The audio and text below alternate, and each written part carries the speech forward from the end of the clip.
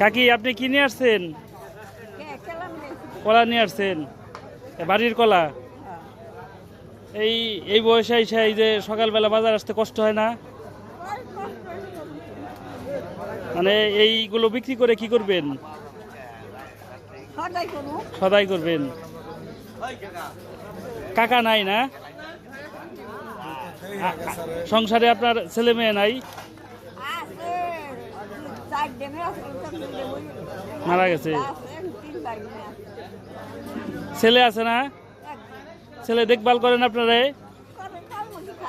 তার মধ্যেই খান।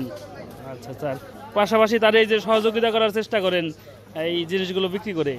দেখুন উনি কলা নিয়ে এসেছেন। আর এই যে বাকি জিনিসগুলো কই পাইলেন? দোকান থেকে দিচ্ছে, আপনার এমনিতেই দিছে, টাকা নাই নাই? আর ওখানে কেনাকাটা করবেন না?